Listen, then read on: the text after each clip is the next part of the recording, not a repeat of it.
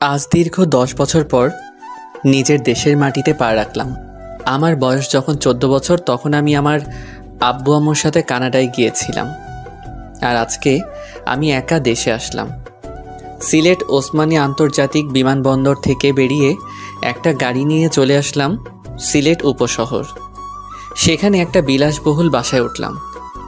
বাসার দারোয়ানের সাথে আগে কথা বলে রেখেছিলাম।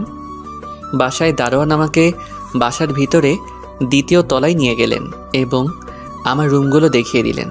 আমি দারোয়ান আঙ্কেলকে বললাম, আচ্ছা আঙ্কেল, এই বাসার নিচের তলায় কি আমাকে দেওয়া যায় না? না বাবা, আসলে এই বাসার মালিক নিচের ফ্ল্যাটে থাকে, তাই তোমাকে এই উপরের ফ্ল্যাট ভাড়া দিলেন। ও আচ্ছা, আঙ্কেল এই নিচের ফ্ল্যাটে কে কে থাকেন? এখানে মালিক, ওনার স্ত্রী আর তাদের দুটো মেয়ে থাকে। ও আচ্ছা আঙ্কেল, আপনি এখন আসতে পারেন।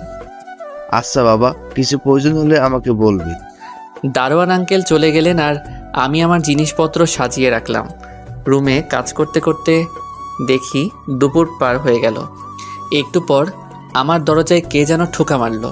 আমি উঠে গিয়ে দেখি বাড়িওয়ালার ছোট মেয়ে মানে আমার চাচাতো বোন নিশি আসছে হাতে খাবার নিয়ে। আসসালামু আলাইকুম ভাইয়া। ওয়ালাইকুম আসসালাম। জি, তুমি কেমন আছো? জি ভাইজান, ভালো আছি। আপনি কেমন আছেন? এই তো ভালো আছি, আসো ভিতরে আসো। বাহ, আপনার রুমটা তো দেখি খুব সুন্দর। তোমার কি ভালো লাগছে? খুব ভালো লাগছে। এখন থেকে আমি আপনার রুমে আসব, কিন্তু আমাকে তাড়িয়ে দিবেন না। আচ্ছা, তোমার যখন খুশি আসিও। ওই নাও, আমার আম্মু খাবার পাঠিয়েছে। আরে, তোমার আম্মুকে কষ্ট করার কি আছে? আমি তো আসার সময় হোটেলে খেয়ে আসছি। বারে, তুমি আজকে আমাদের মেহমান, তাই তোমাকে খাবার দিলাম। তুমি তো দেখছি খুব পাকনা। ও তাই? আচ্ছা, এখনই যাই। যাও। কি এতক্ষণ হয়তো আমাদের কথা বুঝলেন না? চলুন আগে আমার পরিচয়টা দিয়ে দেই।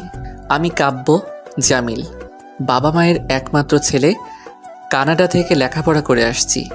আর আগেও বললাম আমার বাবা মা কানাডায় থাকেন। আর দেশে আসার একটা কারণ হলো আমার ভালোবাসার টানে আসলাম। আমার আব্বু